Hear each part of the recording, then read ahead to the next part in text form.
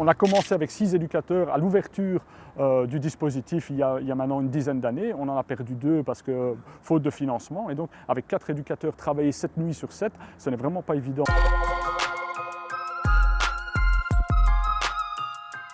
Le carnaval est le moment où finalement, sur le plan économique local, ça permet justement une bouffée d'air à tous les petits commerçants, à l'activité économique et locale habituelle. Et là, bon, ça va déjà faire mal, plus effectivement le fait que c'est une ville aussi qui a été frappée depuis plusieurs dizaines d'années par la désindustrialisation, par un chômage endémique et sans tomber dans le pathos, c'est vrai que c'est pas facile de remonter la pente. Et on n'avait pas besoin de ça, j'ai envie de dire. Je ne pense pas que sur Bruxelles ou dans d'autres régions, personne n'aurait pensé qu'une crise sanitaire mondiale, une pandémie mondiale allait arriver comme ça aussi brutalement. Bon, on avait des signes avant-coureurs avec ce qui se passait en Chine. Ici sur la Louvière, on a un abri de jour et un abri de nuit. L'abri de nuit, c'est le tremplin. L'abri de jour, c'est l'étape où on accueille des dizaines de personnes. Il y a vraiment eu une volonté d'informer, de sensibiliser, pas tomber non plus dans le catastrophisme, mais vraiment prendre les précautions nécessaires pour éviter la propagation du virus.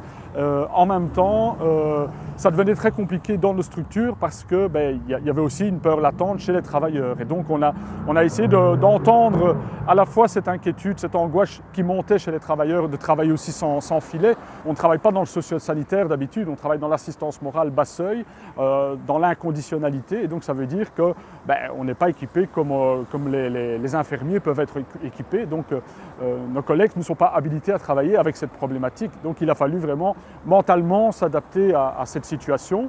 Et donc finalement, on en est arrivé à dire qu'on allait fermer nos bâtiments, l'abri de jour et l'abri de nuit, pour permettre l'ouverture d'un centre de crise plus adapté, plus complet, avec plusieurs services qui sont venus renforcer cette offre.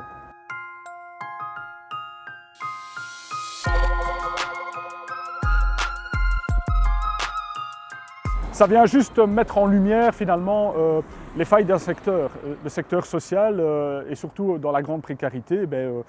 On est plusieurs associations depuis des années à tirer la sonnette d'alarme en disant les moyens sont ce qu'ils sont, mais ils sont limités, que ce soit en termes de personnel, en moyens de frais de fonctionnement. Bon, voilà, on tient la baraque comme on dit, mais c'est pas évident.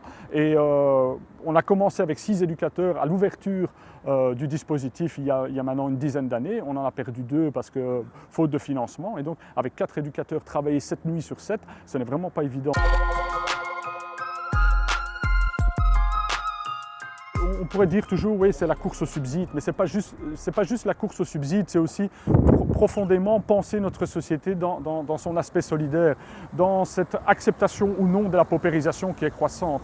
Et donc, est-ce qu'on est d'accord avec un système qui de plus en plus exclut, ou est-ce qu'on met les choses en place pour éviter cette exclusion? On voit comment la sécurité sociale, les soins de santé ont été considérés dans les années précédentes, et donc il ne s'agit pas de galvauder l'argent, il faut bien l'utiliser, c'est de l'argent public évidemment, mais je crois que ce soit la santé des gens, que ce soit la protection sociale, le devenir vraiment d'une société inclusive, ça c'est pour moi les choses fondamentales qu'on doit préserver. Et donc au niveau du Centre d'Action Laïque, on est vraiment très attentif à ça, c'est que les gens soient bien dans leur humanité, dans le respect de leur personne et dans leur émancipation. Mais comment s'émanciper quand on vit dans la précarité? C'est très compliqué.